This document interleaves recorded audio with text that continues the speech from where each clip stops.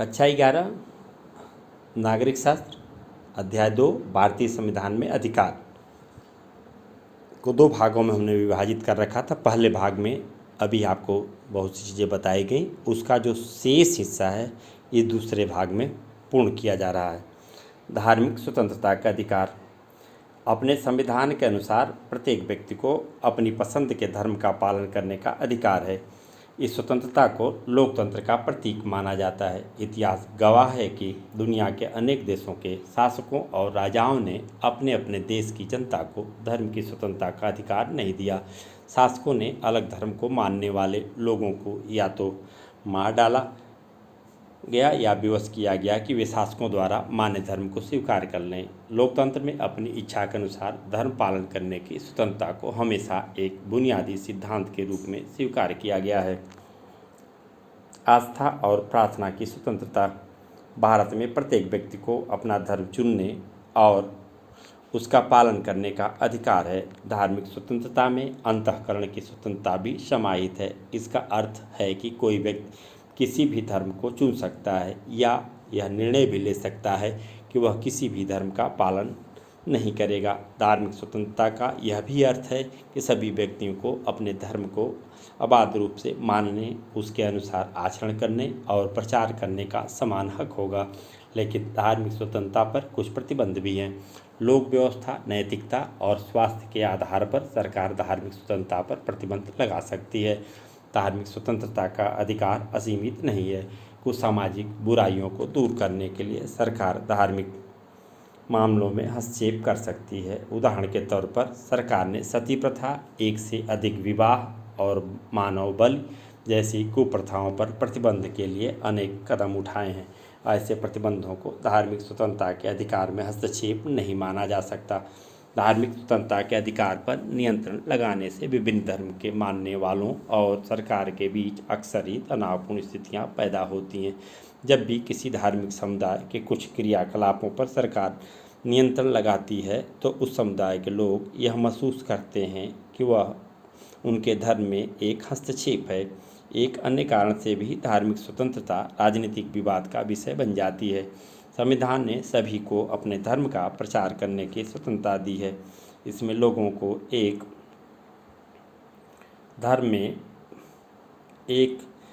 धर्म से दूसरे धर्म में परिवर्तन के लिए मनाने का अधिकार भी शामिल है। लेकिन कुछ लोग धर्म परिवर्तन का विरोध करते हैं। उनका मानना है कि धर्मांतरण भय या लालच के आधार पर कराए जाते हैं।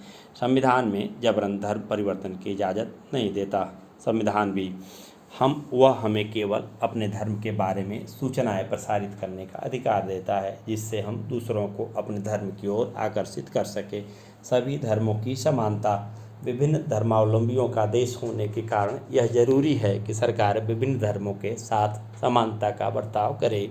इसका अर्थ यह भी है कि सरकार किसी विशेष धर्म का पक्ष नहीं लेगी। भारत का कोई राजकीय धर्म नहीं है। भारत के राष्ट्रपति, प्रधानमंत्री, न्यायाधीश या अन्य किसी सार्वजनिक पद पर कार्य करने के लिए हमें किसी धर्म विशेष का सदस्य होना जरूरी नहीं है। समानता के अधिकार के अंतर्गत भी हमने देखा कि सभी नागरिकों को इस बात की गारंटी दी गई है कि सरकारी नौकरियों में नियुक्ति के संबंध में सरकार धर्म के आधार पर भेदभाव नहीं करेगी। राज्य द्वारा संचालित शैक्षणिक संस्थाओं में न तो किसी धर्म का प्रचार किया जाएगा, न ही कोई धार्मिक शिक्षा दी जाएगी और न ही उनमें प्रवेश के लिए किसी धर्म को वरीयता दी जाएगी। इन प्रावधानों से धर्मनिरपेक्षता को जीवन और बल मिलता है। खुद करें और खुद सीखें। अपने गांव या शहर में होने वाली सार्वजनिक धार्मिक गतिविधियों की सूची बनाएं। इनमें से कौन सी गतिविधियां धार्मिक स्वतंत्रता के अधिकार का प्रयोग दिखलाती हैं, इस पर चर्चा करें कि यदि आपके क्षेत्र में लोगों को यह अधिकार नहीं होता तो क्या होता। सांस्कृतिक और शैक्षिक अधिकार। जब हम भारतीय समाज की बात करते हैं तो हमारे मन में विविधता की छवि उभरती है। भारतीय समाज कोई समरूप समाज नहीं है, वरन उसमें काफ़ी विविधता है। ऐसे विविधता भरे समाज में कुछ समुदाय छोटे और कुछ बड़े हैं। क्या ऐसी स्थिति में अल्पसंख्यक समुदाय को बहुसंख्यक समुदाय की संस्कृति स्वीकार करनी पड़ेगी। हमारा संविधान मानता है कि विविधता हमारे समाज की मजबूती है, अतः अल्पसंख्यकों का अपनी संस्कृति को बनाए रखने का अधिकार भी एक मौलिक अधिकार है। किसी समुदाय को केवल धर्म के आधार पर नहीं बल्कि भाषा और संस्कृति के आधार पर भी अल्पसंख्यक माना जाता है। अल्पसंख्यक वह समूह है जिनकी अपनी एक भाषा या धर्म होता है, देश के किसी एक भाग में या पूरे देश में संख्या के आधार पर किसी अन्य समूह से छोटा होता है। ऐसे अल्पसंख्यक समूहों को अपनी भाषा, लिपि और संस्कृति को सुरक्षित रखने और उसे विकसित करने का अधिकार है। भाषाई या धार्मिक अल्पसंख्यक अपने शिक्षण संस्थान खोल सकते हैं। ऐसा करके वे अपनी संस्कृति को सुरक्षित और विकसित कर सकते हैं। शिक्षण संस्थाओं को वित्तीय अनुदान देने के मामले में सरकार इस आधार पर भेदभाव नहीं करेगी कि उस शिक्षण संस्थान का प्रबंध किसी अल्पसंख्यक समुदाय के हाथ में है। संवैधानिक उपचारों के अधिकार पर विचार करने से पूर्व हम उस कथन की ओर जाएं। सरदार हुकुम सिंह ने जो बातें कही थी काफ़ी महत्वपूर्ण, संविधान सभा के वाद विवाद में आप देखें, बहुसंख्यकों पर एक गंभीर उत्तरदायित्व है कि वे देखें कि अल्पसंख्यक सुरक्षित महसूस करें। केवल एक धर्मनिरपेक्ष शासन में ही अल्पसंख्यक सुरक्षित रहेंगे। उनके लिए राष्ट्रवादी होना लाभकारी है। बहुसंख्यकों को अपने राष्ट्रीय दृष्टिकोण का दिखावा नहीं करना चाहिए। उन्हें स्वयं को अल्पसंख्यकों की स्थिति में रखकर उनकी आशंकाओं को समझना चाहिए। सुरक्षा की सभी मांगें उसी आशंका पर आधारित हैं जो अल्पसंख्यकों के मन में अपनी भाषा, लिपि और नौकरियों के अवसर के संबंध में है। संवैधानिक उपचारों का अधिकार आर्टिकल नंबर 14 से लेके आर्टिकल नंबर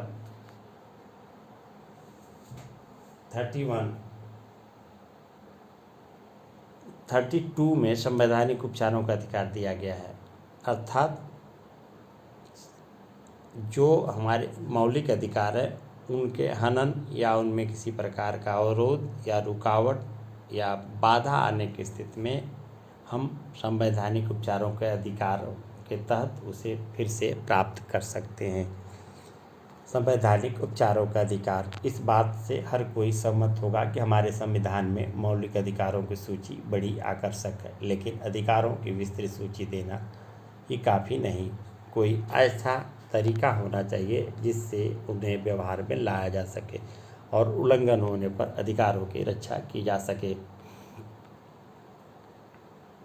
संवैधानिक उपचारों का अधिकार वह साधन है जिसके द्वारा ऐसा किया जा सकता है। डॉक्टर अंबेडकर ने इस अधिकार को संविधान का हृदय और आत्मा की संज्ञा दी। इसके अंतर्गत हर नागरिक को यह अधिकार प्राप्त है कि वह अपने मौलिक अधिकारों के उल्लंघन किए जाने पर सीधे उच्च न्यायालय या सर्वोच्च न्यायालय जा सकता है। इस पंक्ति को फिर से दोहरा दें कि भारतीय संविधान में वर्णित मौलिक अधिकारों के संरक्षण के लिए कोई भी भारतीय नागरिक उच्च न्यायालय या सर्वोच्च न्यायालय में सीधे जा सकता है। इसीलिए उच्च न्यायालय या सर्वोच्च न्यायालय को भारतीय मौलिक अधिकारों का संरक्षक भी कहा जाता है।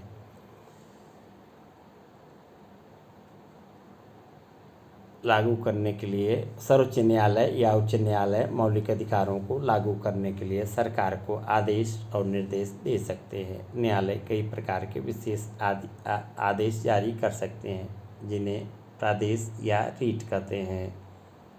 बंदी प्रत्यक्षीकरण, आर्टिकल नंबर 32 में इसकी व्यवस्था दी गई है।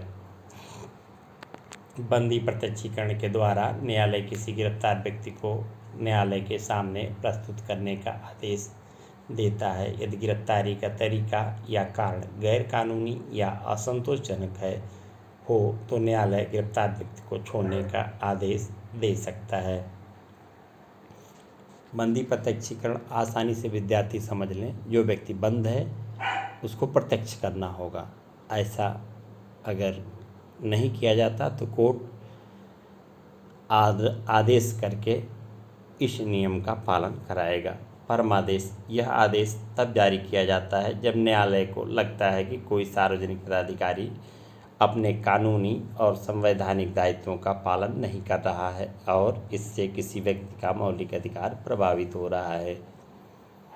निषेध आदेश। जब कोई निचली अदालत अपने अधिकार क्षेत्र का अतिक्रमण करके किसी मुकदमे की सुनवाई करती है तो ऊपर की अदालतें, उच्च न्यायालय या सर्वोच्च न्यायालय उसे ऐसा करने से रोकने के लिए निषेध आदेश जारी करती हैं। अधिकार परीक्षा।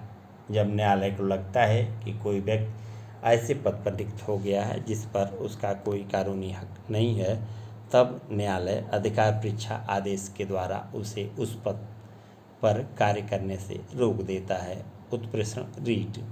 जब कोई निचली अदालत या सरकारी अधिकारी बिना अधिकार के कोई कार्य करता है तो न्यायालय उसके समक्ष विचाराधीन मामले को उससे लेकर उत्प्रेषण द्वारा उसे ऊपर की अदालत या अधिकारी को हस्तांतरित कर देता है। ये समस्त अधिकार आर्टिकल नंबर 32 में ही दिए गए। बाद में इन अधिकारों के रक्षा के लिए न्यायपालिका के अलावा कुछ और संरचनाओं का भी निर्माण किया गया। आगे बढ़ें इसके पहले हम देखें आप, मैं अपने मोहल्ले में तो अल्पसंख्यक हूँ पर शहर में बहुसंख्यक, भाषा के हिसाब से तो अल्पसंख्यक हूँ लेकिन धर्म के लिहाज से मैं बहुसंख्यक हूँ। क्या हम सभी अल्पसंख्यक नहीं हैं?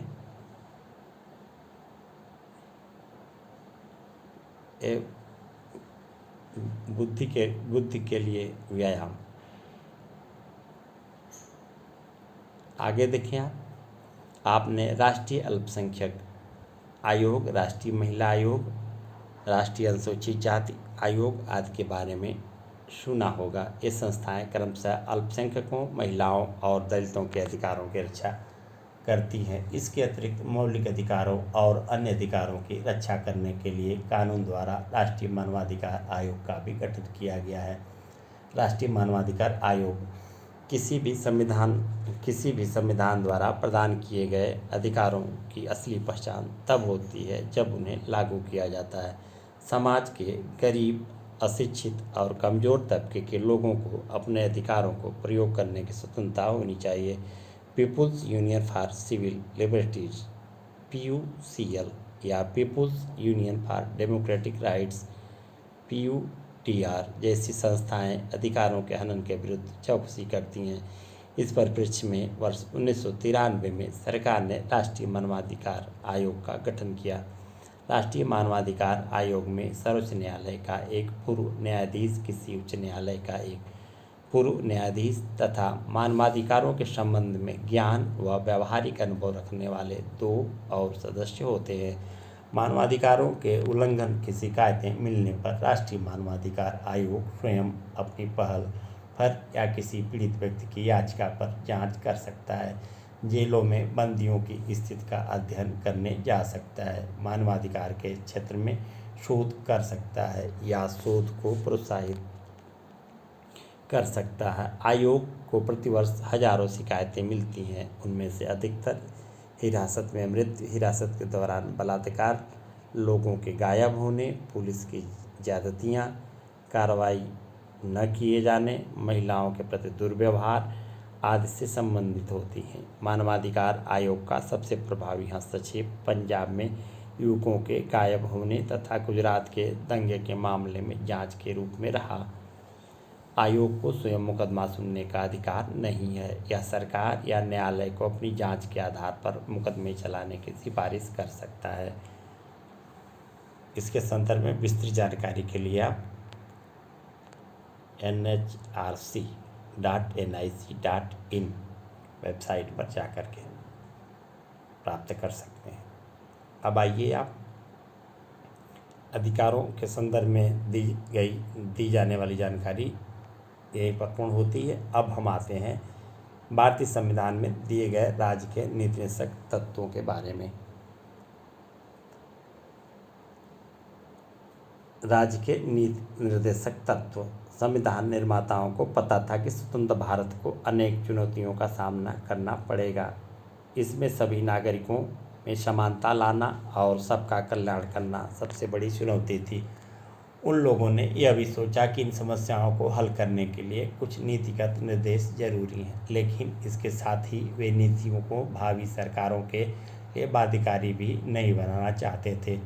संविधान में कुछ निर्देशक तत्वों का समावेश तो किया गया, लेकिन उन्हें न्यायालय के माध्यम से लागू करवाने की व्यवस्था नहीं की गई। इसका अर्थ यह हुआ कि यदि सरकार किसी निर्देश को लागू नहीं करती तो हम न्यायालय में जाकर यह मांग नहीं कर सकते कि उसे लागू कराने के लिए न्यायालय सरकार को आदेश दे। इसलिए कहा जाता है कि नीति निर्देशक तत्व वाद योग्य नहीं है। अर्थ यह है कि यह संविधान का एक हिस्सा है जिसे न्यायपालिका द्वारा लागू नहीं कराया जा सकता। संविधान निर्माताओं का मानना है कि सरकार नीति निर्देशक तत्वों को गंभीरता से ले। इसके अलावा वे ऐसा भी समझते हैं कि जनता उन्हें लागू करने की जिम्मेदारी भावी सरकारों पर डालेगी। संविधान में ऐसी नीतियों की एक निर्देशक सूची रखी गई है। निर्देशों की उसी सूची को राज्य के नीति निर्देशक तत्व कहते हैं। नीति निर्देशक तत्व क्या हैं, इस पर हम विचार करें। नीति निर्देशक तत्वों की सूची में 3 प्रमुख बातें हैं। वे लक्ष्य और उद्देश्य जो समाज के रूप में हमें स्वीकार करने चाहिए, वे अधिकार जो नागरिकों को मौलिक अधिकारों के अलावा मिलने चाहिए, और वे नीतियाँ जिन्हें सरकार को स्वीकार करना चाहिए। नीति निर्देशक तत्वों को देखने से आपको संविधान निर्माताओं की भारत की कल्पना का आभास होगा। समय समय पर सरकार ने कुछ नीति निर्देशक तत्वों को लागू करने का प्रयास किया। अनेक जमींदारी उन्मूलन कानून, बैंकों का राष्ट्रीयकरण, कई फैक्ट्री अधिनियम, न्यूनतम मजदूरी निर्धारण, कुटीर और लघु उद्योगों को प्रोत्साहन, अनुसूचित जाति और अनुसूचित जनजातियों के उन्नयन के लिए आरक्षण आदि इन प्रयासों को दर्शाते हैं। नीति निर्देशक तत्वों को लागू करने के प्रयास में शिक्षा का अधिकार, पूरे देश में पंचायती राज व्यवस्था लागू करना, रोजगार गारंटी योजना के अंतर्गत काम का सीमित अधिकार, स्कूली बच्चों के लिए दोपहर के भोजन की योजना आदि सम्मिलित है। नागरिकों के मौलिक कर्तव्य। अभी आप ऊपर भारतीय संविधान में दिए गए मौलिक अधिकारों के बाद राज्य के नीति निर्देशक तत्वों के संदर्भ में विस्तार से जानकारी आपको मिली। मौलिक अधिकार का संरक्षक उच्च न्यायालय, सर्वोच्च न्यायालय है। उसे कोई भी भारत का नागरिक वहाँ जाकर के प्राप्त कर सकता है और उसे शक्तियाँ प्राप्त हैं। परंतु राज्य नीति निर्देशक तत्वों में भारतीय नागरिकों के विकास के लिए विविध योजनाओं की बात की गई है, परंतु उसे प्राप्त करने के लिए कोई भी नागरिक न्यायालय में नहीं जा सकता। मौलिक अधिकार और राज्य के नीति निर्देशक तत्वों में यह मूलभूत अंतर है। अब हम आते हैं नागरिकों के मौलिक कर्तव्य। वर्ष 1946 में संविधान का 42वां संवैधानिक संशोधन हुआ। अन्य प्रावधानों के अलावा इस संशोधन से संविधान में नागरिकों के मौलिक कर्तव्यों की एक सूची का समावेश किया गया, जिसमें कुल 10 कर्तव्यों का उल्लेख किया गया, लेकिन इन्हें लागू करने के संबंध में संविधान मौन है। नागरिकों के रूप में हमें अपने संविधान का पालन करना चाहिए, देश की रक्षा करनी चाहिए, सभी नागरिकों में भाईचारा बढ़ाने का प्रयत्न करना चाहिए तथा पर्यावरण की रक्षा करनी चाहिए। परंतु यह ध्यान देने की बात है कि संविधान मौलिक कर्तव्यों के अनुपालन के आधार पर या उनकी शर्तों पर हमें मौलिक अधिकार नहीं देता। इस दृष्टि से संविधान में मौलिक कर्तव्यों के समावेश से हमारे मौलिक अधिकारों पर कोई प्रतिकूल असर नहीं पड़ता। यहाँ हम विद्यार्थियों को यह बता दें कि हमारे भारतीय संविधान में मौलिक अधिकारों को 1976 में 42वें संवैधानिक संशोधन में जोड़ा गया। आर्टिकल नंबर 51 क अनुच्छेद 51 क में मौलिक कर्तव्यों का विवरण दिया गया है। एक बात और बता दें, भारतीय संविधान में 42वां संवैधानिक संशोधन अब तक के किए गए संशोधनों में सबसे बड़ा संवैधानिक संशोधन है। इसलिए संविधान में किए गए 42वें संवैधानिक संशोधन को ही लघु संविधान भी कहा जाता है। कहाँ पहुँचे और क्या समझे? विद्यार्थियों के लिए ऐसा अनुमान है कि भारत में लगभग 30 लाख लोग शहरों में बेघर हैं। इनमें से 5% लोगों के लिए रात में सोने की जगह भी नहीं है। इनमें सैकड़ों बूढ़े और बीमार बेघर लोगों को जाड़े में शीतलहर से मृत्यु हो जाती है। उन्हें निवास का प्रमाण पत्र न दे पाने के कारण राशन कार्ड या मतदाता पहचान पत्र नहीं मिल पाते। इसके अभाव में उन्हें ज़रूरतमंद मरीजों के रूप में सरकारी मदद भी नहीं मिल पाती। इनमें एक बड़ी संख्या में लोग दिहाड़ी मजदूर हैं, जिन्हें बहुत कम मजदूरी मिलती है। वे मजदूरी की तलाश में देश के विभिन्न हिस्सों से शहरों में आते हैं। आप इन तथ्यों के आधार पर संवैधानिक उपचारों के अधिकार के अंतर्गत सर्वोच्च न्यायालय, जिसे उच्चतम न्यायालय भी कहते हैं, को एक याचिका भेजें। विद्यार्थियों के लिए सलाह है, आपकी याचिका में 2 बातों का उल्लेख होना चाहिए। इन बेघर लोगों के कौन कौन से मौलिक अधिकार का उल्लंघन हो रहा है। आप सर्वोच्च न्यायालय से किस प्रकार का आदेश देने की प्रार्थना करेंगे।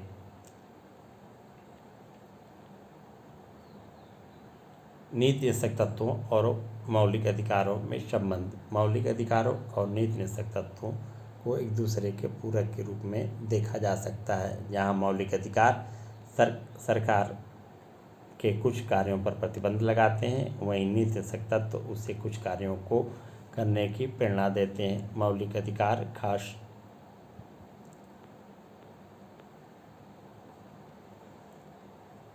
तौर से व्यक्ति के अधिकारों को संरक्षित करते हैं, पर नीति निषेधक तत्व पूरे समाज के हित की बात करते हैं। लेकिन कभी कभी जब सरकार नीति निषेधक तत्वों को लागू करने का प्रयास करती है तो वे नागरिकों के मौलिक अधिकारों से टकरा सकते हैं। यह समस्या तब पैदा हुई जब सरकार ने जमींदारी उन्मूलन कानून बनाने का फैसला किया। इसका विरोध इस आधार पर किया गया कि उसने संपत्ति के मौलिक अधिकार का हनन होता है। लेकिन यह सोचकर कि सामाजिक आवश्यकताएं वैयक्तिक हित से ऊपर है, सरकार ने नीति निषेधक तत्वों को लागू करने के लिए संविधान का संशोधन किया। इससे एक लंबी कानूनी लड़ाई शुरू हुई। कार्यपालिका और न्यायपालिका ने इस पर परस्पर विरोधी दृष्टिकोण अपनाया। सरकार की मान्यता थी कि नीति निषेधक तत्वों को लागू करने के लिए मौलिक अधिकारों पर प्रतिबंध लगाए जा सकते हैं। इसके पीछे यह धारणा थी कि लोक कल्याण के मार्ग में अधिकार बाधक हैं। दूसरी ओर न्यायालय की यह मान्यता थी कि मौलिक अधिकार इतने महत्वपूर्ण और पावन हैं कि नीति निषेधक तत्वों को लागू करने के लिए उन्हें प्रतिबंधित नहीं किया जा सकता। विवाद किन विषयों पर हुआ था, इससे आप समझें। मतभेद संपत्ति का अधिकार। मौलिक अधिकारों और नीति निषेधक तत्वों के मध्य संबंधों पर उठे विवाद के पीछे एक महत्वपूर्ण कारण था। मूल संविधान में संपत्ति अर्जन, स्वामित्व और संरक्षण का मौलिक अधिकार दिया गया था, लेकिन संविधान में स्पष्ट कहा गया था कि सरकार लोक कल्याण के लिए संपत्ति का अधिग्रहण कर सकती है। 1950 से ही सरकार ने अनेक ऐसे कानून बनाए जिससे संपत्ति के अधिकार पर प्रतिबंध लगा। मौलिक अधिकारों और नीति निषेधक तत्वों के मध्य विवाद के केंद्र में यही अधिकार था। आखिरकार 1973 में सर्वोच्च न्यायालय ने अपने निर्णय में संपत्ति के अधिकार को संविधान के मूल ढांचे का तत्व नहीं माना और कहा कि संसद को संविधान का संशोधन करके इसे प्रतिबंधित करने का अधिकार है। 1978 में जनता पार्टी की सरकार ने 44वें संवैधानिक संशोधन के द्वारा संपत्ति के अधिकार को मौलिक अधिकार की सूची से निकाल दिया और संविधान का अनुच्छेद 300 क के अंतर्गत उसे एक सामान्य कानूनी अधिकार बना दिया। यहाँ पर विद्यार्थियों के लिए यह महत्वपूर्ण है, संपत्ति का अधिकार जो मौलिक अधिकार था उसे 1978 में 44वें संवैधानिक संशोधन में कानूनी अधिकार बना दिया गया। मौलिक अधिकार के स्थान पर उसे कानूनी अधिकार, सामान्य कानूनी अधिकार बना दिया गया। यह जानने और समझने की जरूरत है, वह भी अनुच्छेद 300 क के अंतर्गत। आपकी राय में संपत्ति के अधिकार को मौलिक अधिकार से कानूनी अधिकार बनाने से क्या फर्क पड़ता है, इस पर चर्चा करेंगे। और उस संदर्भ में अब आगे देखिए आप, इससे एक और जटिल वाद विवाद को जन्म दिया। वह संविधान के संशोधन से संबंधित था। सरकार का मत था कि संसद संविधान के किसी भी अंश या प्रावधान में संशोधन कर सकती है। न्यायपालिका का कहना था कि संसद कोई ऐसा संशोधन नहीं कर सकती जो मौलिक अधिकारों का उल्लंघन करता हो। यह विवाद सर्वोच्च न्यायालय द्वारा केशवानंद भारती मुकदमे में दिए गए एक महत्वपूर्ण निर्णय से समाप्त हुआ। जब विद्यार्थी स्नातक उपरांत विधि की शिक्षा ग्रहण करेंगे, उसमें केशवानंद भारती के मुकदमे पर विस्तार से चर्चा उन्हें मिलेगी, या वह ऐसे भी पढ़ सकते हैं समझने के लिए, या समय मिलेगा तो हम उन बातों की भी चर्चा भविष्य में करेंगे। इसमें निर्णय देते हुए न्यायालय ने यह कहा कि संविधान के कुछ मूलभूत ढांचागत विशेषताएं हैं और संसद उनमें कोई परिवर्तन नहीं कर सकती। इसे हम 9वें अध्याय संविधान एक जीवंत दस्तावेज में विस्तार से बताएंगे। देखें, ये विभिन्न प्रकार की कटिंग है अखबारों की। देश के प्रमुख अखबारों की प्रमुख खबरों को नियमित और उसकी संपादकीय विशेष तौर पर अध्ययनकर्ताओं को ध्यान से पढ़ना चाहिए, समझना चाहिए। विद्यार्थियों को कहाँ पहुँचे, क्या समझे। आप देखें, दक्षिण अफ्रीका के संविधान में अधिकारों के घोषणा पत्र और भारतीय संविधान में दिए गए नीति निर्देशक तत्वों को पढ़ें। दोनों सूचियों में आपको कौन सी बातें एक समान लगती हैं? दक्षिण अफ्रीका के संविधान ने इन्हें अधिकारों के घोषणा पत्र में क्यों रखा? यदि आपको एक नए राष्ट्र के लिए संविधान बनाना हो तो उसके लिए आप क्या सुझाएंगे?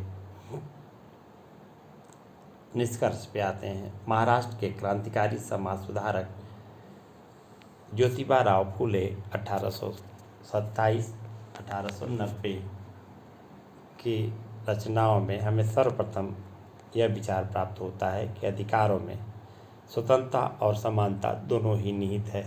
राष्ट्रीय आंदोलन के दौरान यह विचार और स्पष्ट हुआ तथा इस संवैधानिक अधिकारों के रूप में प्रस्तुत किया जाने लगा।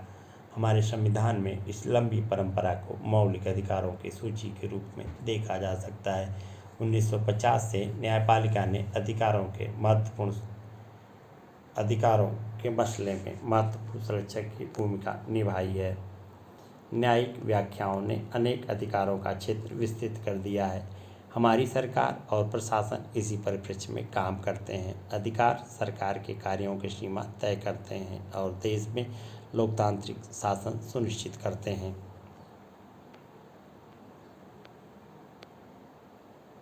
प्रश्नावली। अभी तक जो आपने पढ़ा, इन प्रश्नों के माध्यम से अपना परीक्षण कर सकते हैं। हालांकि जो प्रश्नावलियाँ दी गई रहती हैं वे समस्त अध्याय को केंद्र में रख के होती हैं, पर वे पूर्णतया पर्याप्त होती हैं, यह कहना उचित नहीं है। अर्थात अध्याय में दी गई समस्त जानकारी को गहनता से विद्यार्थी समझेंगे, लिखेंगे, अपने स्मरण पटल पर रखेंगे। कौन सा कथन सही है और कौन सा कथन गलत है, और मौलिक अधिकारों का सबसे सटीक वर्णन करता है।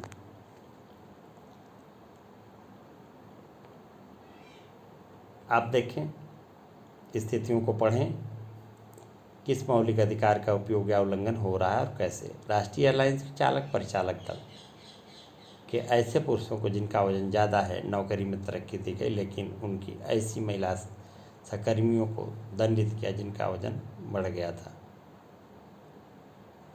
एक निर्देशक एंड डॉक्यूमेंट्री फिल्म बनाता है जिसमें सरकारी नीतियों की आलोचना है। एक बड़े बाद के कारण विस्थापित हुए लोग अपने पुनर्वास की मांग करते हुए रैली निकालते हैं। आंध्र सोसाइटी आंध्र प्रदेश के बाहर तेलुगु माध्यम से विद्यालय चलाती है। सांस्कृतिक और शैक्षिक अधिकारों की सही व्याख्या करता है। जो क ख ग घ दिया गया है, इसको गंभीरता से पढ़ेंगे, समझेंगे और उसका जवाब ढूंढेंगे। मौलिक अधिकार का उल्लंघन है और क्यों? न्यूनतम देय मजदूरी नहीं देता, किसी पुस्तक पर प्रतिबंध लगाना।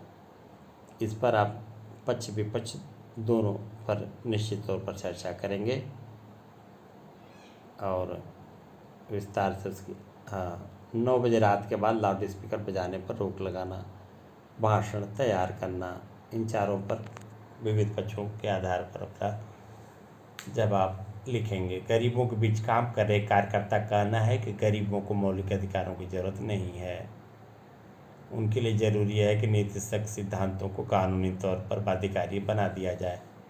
क्या आप इससे सहमत हैं? अपने उत्तर का कारण बताएं।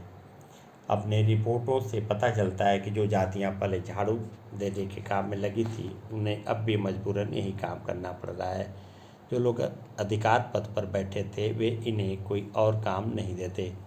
इनके बच्चों को पढ़ाई लिखाई करने पर हतोत्साहित किया जाता है। इस उदाहरण में किस मौलिक अधिकार का उल्लंघन हो रहा है, इस पर विद्यार्थी चर्चा करेंगे। एक मानवाधिकार समूह ने अपनी याचिका में अदालत का ध्यान देश में मौजूद भुखमरी की स्थिति की तरफ खींचा है। भारतीय खाद्य निगम के गोदामों में 5 करोड़ टन से ज़्यादा अनाज भरा हुआ था। शोध से पता चलता है कि अधिकांश राशन कार्डधारी यह नहीं जानते कि उचित मूल्य के दुकानों से कितनी मात्रा में वे अनाज खरीद सकते हैं। मानवाधिकार समूह ने अपनी याचिका में अदालत से निवेदन किया कि वह सरकार को सार्वजनिक वितरण प्रणाली में सुधार करने का आदेश दें। इस मामले में कौन कौन से अधिकार शामिल हैं, अधिकार आपस में किस तरह जुड़े हैं, क्या यह अधिकार जीवन के अधिकार का एक अंग है?